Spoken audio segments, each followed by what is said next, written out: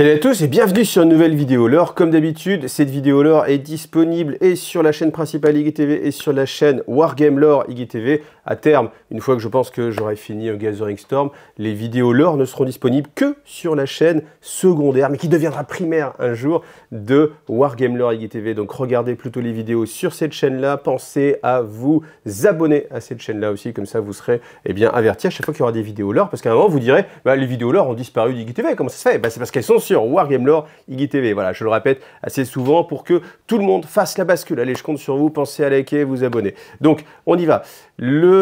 La suite, bien sûr, de Gathering Storm, comme d'habitude. Si vous n'avez pas vu les autres vidéos, allez voir la playlist, parce que ce serait quand même dommage d'arriver en plein milieu d'une bataille. Alors, typiquement, celle-ci, en plus, c'est la suite d'une bataille sur les portes Krigan. Ça n'a aucun intérêt de prendre uniquement cette vidéo-là et de ne pas avoir vu celle qui était juste avant. Vous êtes prévenus. Donc, les portes Krigan tombent avec la fureur d'Urkantos et des chiens d'Abaddon. Creed avait une dernière carte à jouer, il avait gardé en réserve 3 compagnies de Kasserkin, c'est-à-dire vraiment l'élite de ce que peut proposer l'humanité des Cadiens. Donc il libère ces Kasserkin pour faire un feu concentré et on nous dit que c'est le plus grand déluge de puissance de feu qu'on a vu concentré en un seul endroit depuis le début de cette guerre qui date depuis 8 jours quand même. Donc voilà, on a le 8e jour. Eh bien, ça réussit à mettre un petit peu de déroute sur les chiens de Khorne. Malgré tout, ça reste insuffisant parce que, ils se retrouvent galvanisés par les pertes qu'ils subissent. Plus il y a de pertes du côté des chiens d'Abaddon, plus leur volonté se trouve renforcée, ou plutôt ils se retrouvent aveuglés. Et c'est le cas aussi d'Urkantos. Urkantos, plus il tue, plus il devient assoiffé de sang, et en fait il ne voit plus devant lui de fidèles serviteurs de l'empereur, mais il ne voit que devant lui des offrandes à faire sur le trône de Khorne, et donc il s'en va déchiqueter la plupart des Kasserkin. Alors au fur et à mesure, ses pouvoirs gagnent en puissance, c'est-à-dire que à chaque fois qu'il est blessé, dès qu'il y a du sang d'un Kasserkin qui vient sur une de ses plaies, cette plaie se referme. Les tirs de multifuseurs ne lui font plus grand-chose, ça ne vient qu'échauffer un peu son épiderme et il se retrouve totalement inarrêtable. Alors ce n'est pas le cas des chiens d'Abaddon qui eux, en fait, finissent par succomber, même s'ils sont très résistants. Au final, eux n'ont pas les dons que Khorne a accordé à Urkantos, et cette force qui était d'une centaine de chiens d'Abaddon se retrouve réduite à une dizaine d'individus. Malgré tout, ça ne les empêche pas, encore une fois, d'avancer de plus en plus. Un nouveau défi s'offre aussi à Creed, c'est Vikantrux, le Baneblade qui mène l'assaut des forces renégates, défonce les portes Krigan, arrive à l'intérieur et commence à faire parler la puissance de feu colossale de ce qu'il a. Alors, qu'est-ce qu'on va avoir? On va avoir du côté de l'Imperium, encore quelques Space Marines. On a les Space Wolves qui sont revenus de l'attaque contre les Iron Warriors. On a aussi les forces des Dark Angels qui ont abandonné en fait le Sword of Defiance, leur bastion, et puis ils se retrouvent côte à côte à se battre. Alors vous savez que les Dark Angels et les Space Wolves, par nature, ce sont deux chapitres qui sont très opposés. On se rappelle du duel qu'avait mené Lionel Johnson contre Leman Russ, qui s'était dénoué d'une façon fort peu appréciable ni pour l'un ni pour l'autre, et qu'il y a cette rancœur entre les Space Wolves et les Dark Angels.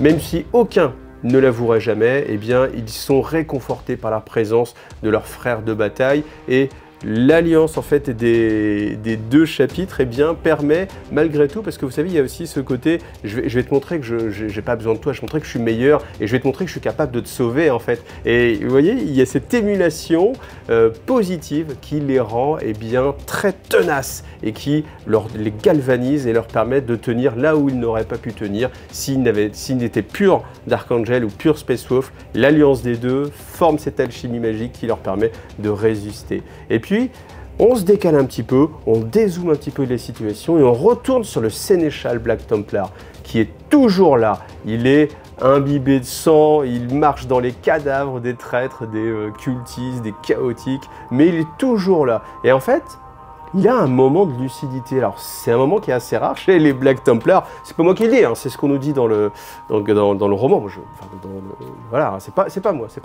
Mais en tout cas, il a un moment de lucidité et il prend conscience que quelque chose a changé et qu'au final, il y a de moins en moins de traîtres. Et au final, il se dit, mais de quoi ça vient? Puis il se dit, mais oui, en fait, la majeure partie des traites ne sont pas ici. Et en fait, je gaspille, je gâche tout le talent martial des Black Templars en restant omnibulé sur le mur des martyrs qui n'est qu'une ruine. Les combats se passent au loin et il voit en fait qu'il y a énormément de combats qui sont sur le dernier donjon de Castercraft et il prend conscience que, eh bien, il est encore soumis en fait au tempérament de Dorn, hein, Dorn qui est le père génétique des Black Templars, parce que les Black Templars descendent des Imperial Fist, vous le savez, bon, quel cas vous ne savez pas, je vous le dis. Et donc, il y a ce côté têtu, extrêmement têtu, et le sénéchal se dit, j'ai peut-être fait une erreur. Encore une fois, il faut que je rattrape cette erreur-là, parce que tous les adversaires que je peux tuer à cet endroit-là, ça ne changera pas le cours de la guerre, alors que si je me bats sur le donjon, peut-être on a une chance de l'emporter, aussi maigre soit-elle. En tout cas, c'est du gâchis d'utiliser notre force de Black Templar ici même. Donc il appelle un des Thunderhawk qui est encore en état de voler, et eh bien il s'envole avec ce Thunderhawk en direction du donjon de Castercraft.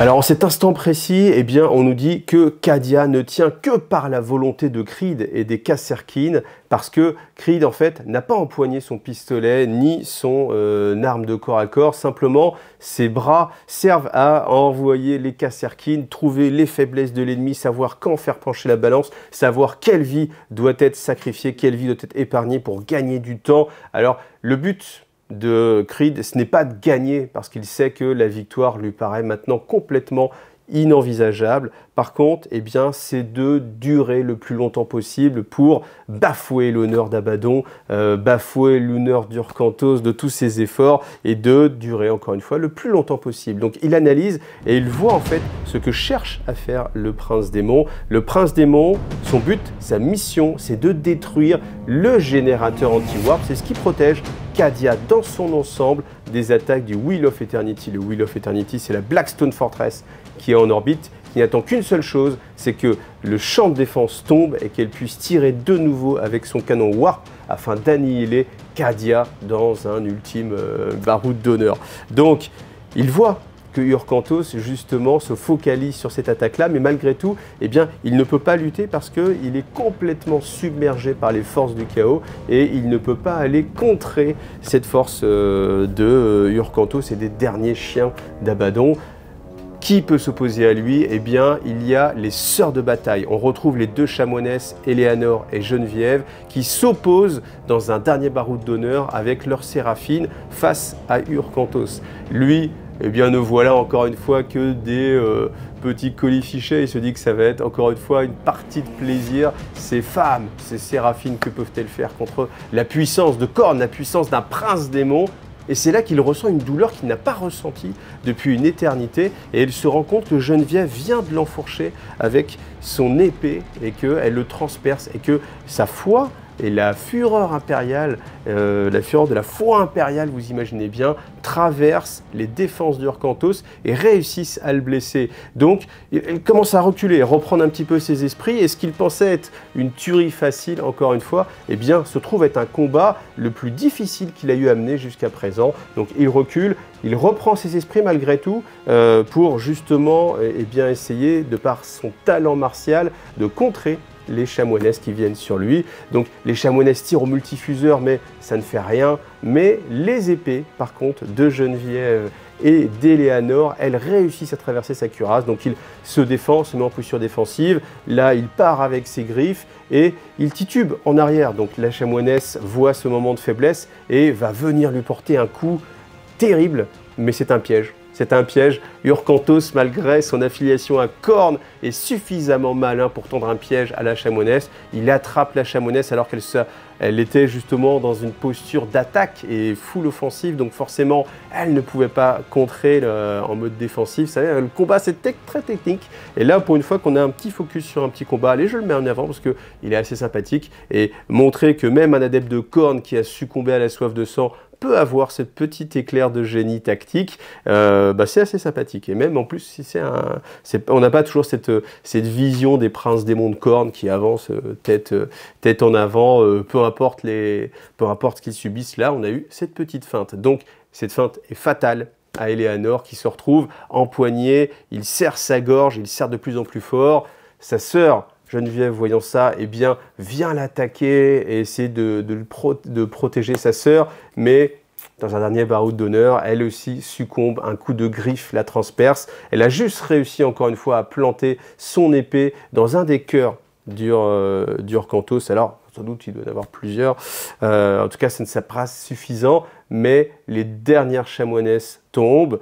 Avec elles, quasiment la fin des défenses qui s'opposaient justement à Urkantos. Il ne reste que quelques boucliers blancs, les White Shield. Ce sont les conscrits, c'est-à-dire ceux qui viennent juste de rejoindre Cadia, les forces armées. Ils n'ont que peu d'entraînement, ils n'ont que peu de talent, mais ils se retrouvent galvanisés malgré tout par cette vision de ces deux chanoinesses qui donnent leur vie, la foi en l'empereur, et ça leur permet de s'opposer encore une fois à Urkantos, mais là, cette fois-ci, pas de miracle. Urkantos les détruit jusqu'au dernier, mais ils se retrouvent malgré tout seuls, parce que tous les chiens de corne ont succombé, et le dernier sacrifice des boucliers blancs a permis de diminuer la protection d'Urkantos. Donc il a toujours en fait cette épée enflammée et il avance vers les portes qui protègent l'appareillage avec le champ warp qui protège la planète. Mais malgré tout, il n'arrive pas à enlever cette épée parce que à chaque fois qu'il la touche, la garde s'enflamme et ça lui fait d'horribles souffrances. Il ne peut pas l'enlever. C'est une faiblesse, mais il n'y a quasiment plus rien qui le sépare du champ warp. Alors pendant ce temps-là, à l'extérieur, on a Creed qui essaye encore une fois de gagner un maximum de temps, non pas encore une fois dans l'attente des renforts, mais comme bravade, dernière bravade à Abaddon, et on a Vicantrux, le Baneblade du chaos, qui annihile au fur et à mesure chaque mètre carré de conscrits, de Kasserkin, de défense, de ligne Aegis, et on a la tourelle qui s'oriente vers Creed, et à un moment donné, le Behemoth s'arrête sans qu'on sache trop pourquoi, et au final, il reprend ses tirs, mais les tirs partent directement sur les forces du chaos. Et tout le monde reste un petit peu stupéfait, que ce soit les forces du chaos ou les forces de l'Imperium, parce que personne ne comprend ce qui se passe exactement. Mais les armes du Baneblade se retournent contre le chaos, annihilent un détachement, une force de frappe blindée de l'Alpha Légion, les Prédateurs partent en explosion, et les tourelles se tourne encore une fois vers tout ce qui est chaotique. Donc personne ne comprend, mais c'est parce que personne n'a vu une ombre fugace qui vient de laisser tomber une petite fiole de nanomachine sur le blindage du Baneblade.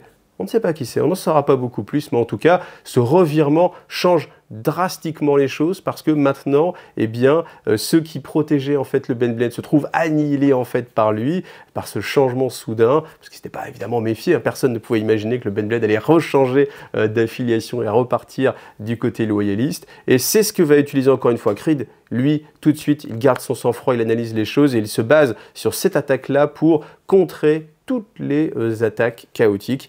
Et ça va lui donner du temps. Ça va lui donner le temps nécessaire pour se mettre à la poursuite d'Urkantos. Alors, il a très peu d'espoir d'arriver à temps. Il pense même qu'il n'y arrivera pas. Mais quoi qu'il arrive, il se battra jusqu'au bout. Cadia, debout, debout Cadia. C'est ce qu'il scande en fait à tous les défenseurs. Il ne va pas laisser l'affaire se terminer ainsi. Quoi qu'il arrive, il va combattre jusqu'à la fin, même s'il se retrouve d'un instant à l'autre annihilé par le rayon du Wheel of Eternity, qui va sans doute annihiler Cadia. Il se sera battu jusqu'au bout. Sa dernière action, ce sera une action de combat. Alors on voit que c'est très difficile à l'intérieur du bastion, mais il y a encore quelques petits combats sporadiques qui sont à l'extérieur, et on va retrouver la maison Raven avec des chevaliers qui sont en train de lutter directement contre les forces des titans renégats. Alors bien évidemment, la commandante des forces de Raven sait qu'elle n'a absolument aucune chance contre des titans. Chevalier, c'est colossal par rapport à un Space Marine du Chaos, par exemple, ou par rapport à un fer de lance blindé. Mais par rapport à un River, c'est complètement improbable. Malgré tout, elle est très compétente et va utiliser justement un peu le fait que les forces des titans renégats ne sont plus leadées par le Warlord et forcément combattent un petit peu moins bien. Parce que autant elles combattaient beaucoup mieux quand il était là, autant quand il n'est plus là, elles sont un petit peu perdues parce que elles n'ont plus cette préscience qu'elles avaient avant. Et malgré quelques pertes du côté des chevaliers, elle réussit quand même à détruire un River. Et quand on fait le bilan, un river, Titan River, face à une paire de 1 ou 2 chevaliers, eh bien, le constat est quand même positif et cette balance vaut le coup. Donc, elle va continuer comme ça. Malgré tout, il y a ce mouvement d'encerclement qui se fait avec par les forces du chaos. Et à un instant, elle dit, allez, déportons-nous sur le côté. Et son ailier vient d'exploser dans une lueur ahurissante. Et en fait, elle prend conscience, en analysant rapidement les choses, que le Warlord revient à la vie. C'était un tir d'un canon volcano du Warlord. Le combat s'annonce difficile. Alors dans les bouquins de campagne comme ça, il y a souvent deux types de récits. Il y a le récit narrateur externe et puis on passe aussi en mode récit plus romanesque. Et là on a une page justement sur Creed qui est à l'intérieur de la forteresse. Donc il est en train d'essayer d'avancer, donc il voit que la plupart des conscrits sont morts, tous ont été annihilés par la fureur du prince démon. Et en fait, il pense à eux parce qu'il se dit, mais au final, qui se souviendra de cette 111e de conscrit qui au final a donné sa vie et a peut-être même retardé suffisamment Urkantos pour qu'on puisse changer le cours de la guerre? Il n'y a plus aucun conscrit de Cadia. C'était sans doute la dernière fois qu'on pouvait former un régiment de conscrits sur Cadia. Cadia est voué sans doute à disparaître. Personne ne se rappellera de ses enfants, donc il a une pensée pour cet élément-là. Et au fur et à mesure qu'il avance, eh bien, il voit aussi les sœurs de bataille. Les sœurs de bataille, on a quelques hospitalières qui soignent quelques blessés, et même si elles ont une mine grave et l'air vraiment abattu, il se dit au moins il y a encore quelques sœurs de bataille qui existent sur Cadia, ce qui n'est plus le cas des conscrits qui ont tous péri, et il avance au fur et à mesure. Là, il y a un de ces sergents qui dit simplement: mais quand on voit en fait les horreurs, comment est-ce qu'on peut espérer simplement le blesser? Est-ce qu'on peut simplement avoir une chance, même si on arrive à le rattraper avant qu'il ait détruit les générateurs du champ de force? Qu'est-ce qu'on va pouvoir faire? Creed, bien sûr, le regarde d'un air extrêmement sévère, ce qui le fait complètement blêmir le sergent. Et il lui dit, à partir du moment où ça blesse, on peut le tuer. Pourquoi? Parce qu'il voit que sur un corps d'une des séraphines, eh bien, il y a des traces de sang noir. Et ce sang ne peut provenir que d'un prince démon. Donc si on a réussi à le blesser, si les chamoinesses ont réussi à le faire, on va pouvoir le faire aussi. Donc il ne faut pas perdre espoir et continuer à avancer. Donc ils avancent au fur et à mesure, et là on entend une sorte de bruit assez sourd, et encore une fois l'ange gardien de Creed, Jarman Kell, plonge sur le Castellan et une vague de feu enflamme tous les Cadiens qui étaient juste derrière, qui n'ont pas réussi à s'échapper ou à se mettre sur le côté suffisamment vite, et on a justement ce sergent qui se trouve complètement immolé. Creed se relève et se dit: tiens, j'ai vraiment un ange gardien, c'est toi, Jarman Kell, tu m'as toujours sauvé, encore une fois, tu viens de me sauver la vie, nous avons une mission à accomplir. Donc le sergent qui est tombé se fait remplacer par un autre gradé, et cet autre gradé prend une sorte de livre de prière à l'empereur, l'embrasse en faisant une prière à l'empereur, et ça c'est quelque chose qui énerve énormément Creed. Il lui prend cet ouvrage, il le lance par terre et lui dit: tu es un soldat, tu n'es pas là pour attendre une prière, un miracle de l'empereur. Les soldats, ils font leur vie eux-mêmes et tu n'as qu'une seule chose à faire: avancer, tuer Urkantos. Il n'y a que ça qui est à faire. Laisse tomber tout ce qui est tradition, on avance, on y va. Et l'officier reste médusé devant ces paroles, mais non pas à cause des paroles, parce qu'il lève le regard au ciel et il voit une lueur immense dans le ciel. Creed regarde aussi et se dit: mais comment j'ai pu rater ça? Bien sûr, on a tous envie de savoir la suite. Qu'est-ce qu'ils ont vu en fait au ciel? Eh bien, le livre Gathering Storm repart avec l'écho du passé sur Belisarius Cawl. Belisarius Cawl, vous vous rappelez, il est en train de forer la planète de Eriad 6, et en fait Marchemonde, qui est une Shadowseer, lui conseille de continuer malgré l'assaut des orques. Eh bien, c'est ce qu'il fait. Donc, et l'idée, c'est que plus il va creuser, plus il va avancer en fait, et plus il va avoir la fièvre des chercheurs d'or et continuer, quoi qu'il en coûte. Malheureusement, eh bien, les orques se renforcent, alors que lui ne fait qu'amenuiser en fait ses forces, que les cercles de défense concentrés qui sont autour du site de forage ne font que reculer, les Skitarii reculent, eh bien, les orques, eux, se renforcent. Et plus il y a de guerriers qui mènent l'opposition, plus ça va renforcer justement les orques, et plus ça va leur donner envie de faire cette belle baston, parce qu'il y a une belle résistance quand même de la part des hommes et du Mechanicus. Donc, ils vont continuer. Alors, plus le temps passe, plus Belisarius Cawl est persuadé qu'il est sur le point de découvrir. Pourquoi? Parce qu'il a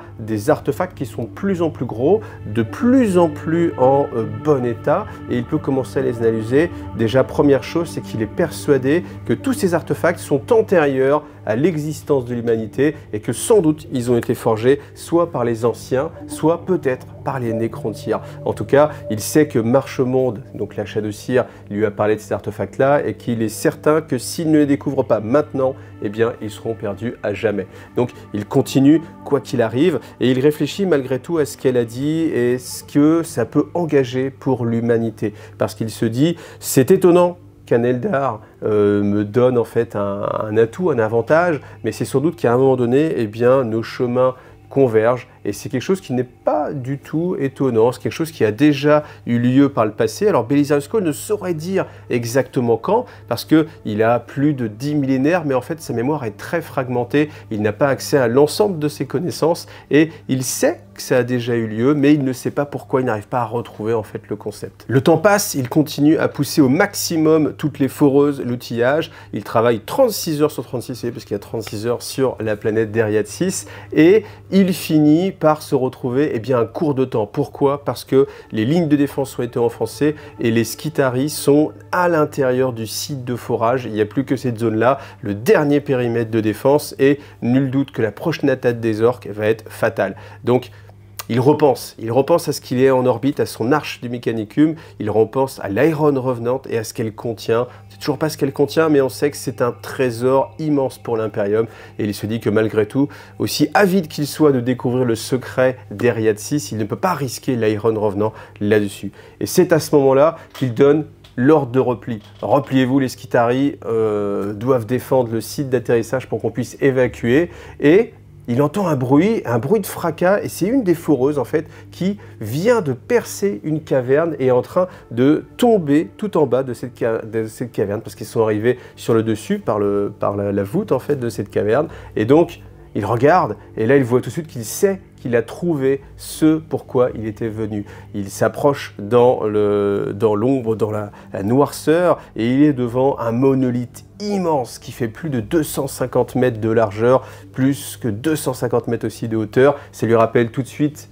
les formes de Cadia, les pylônes de Cadia. Il sait que c'est le même type d'éléments, d'artefacts, et il sait aussi que c'est ce que Marchemonde lui a suggéré. Et là justement, Marchemonde apparaît devant lui et lui dit: tu as trouvé le secret, il faut absolument que tu comprennes. Est-ce que tu comprends ce que tu vois? Alors, elle pourrait tout simplement lui dire, mais c'est les Eldar, ils sont toujours empreints de mystère, donc elle ne lui dit pas. Et lui, justement, repense, et il se dit, mais Cadia, c'est la clé. Cadia, il y a les pylônes sur Cadia. Là, la Shadowseer me dit de faire référence à ce pylône. Et en fait, il croise les informations, et puis là, les infos tombent. Donc, il a la planète de Corollis, la planète de Bellaston et la planète de Vogrid 2.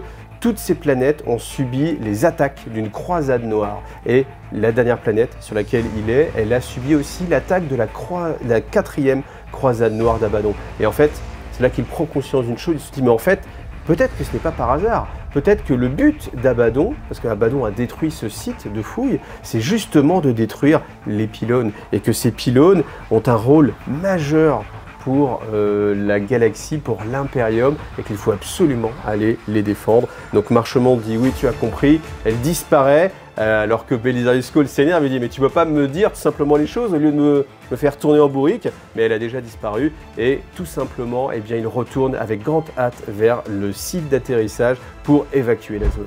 Et voilà, on s'arrête là. Bon, c'est pas que je vais vous faire poireauter, mais la page suivante, vous voyez, c'est le feu de la délivrance chapitre 2, donc on va s'arrêter là, vous aurez la suite dans une prochaine vidéo. En tout cas, il se passe des choses, donc qu'est-ce qu'ils ont vu en orbite? On peut imaginer différentes choses, donc je sais pas, je vais pas vous le dire, vous avez qu'à imaginer vous-même. Il y a plusieurs possibilités. Je pense qu'il y a 3 possibilités majeures à voir laquelle va être la plus présente. Je pense même qu'il y a 4 possibilités. J'avoue que je me rappelle plus. Bon, j'ai une petite préférence, j'ai une petite théorie. Allez en commentaire le petit jeu des commentaires. D'après vous, qu'est-ce qu'ils ont vu dans le ciel? Je ne sais pas si c'est vraiment en orbite, hein, simplement ils lèvent les yeux au ciel, donc ça peut être autre chose que quelque chose qui est dans l'espace. Hein. Vous voyez ce que je veux dire? Clin d'œil, clin d'œil. Donc on va voir. En tout cas, mettez ce petit jeu en commentaire. Et puis bon, on se retrouve dans une prochaine vidéo. Comme d'habitude, sur Wargame Lore TV, je vous invite à aller vous abonner, à liker, à aller sur cette chaîne-là, parce que c'est la chaîne qui va héberger tout le lore, tout le fluff à l'avenir. Donc ne ratez pas les prochaines vidéos d'IGTV sur le lore. Voilà. Et puis comme d'habitude, vous aurez les vidéos en avance sur Tipeee. Si vous me soutenez sur Tipeee, vous avez cet avantage-là. Voilà. Et puis aussi, sans publicité, ça fait du bien aussi. Et puis en version podcast, pour ceux qui préfèrent écouter. Voilà. Allez, à bientôt. Salut à tous.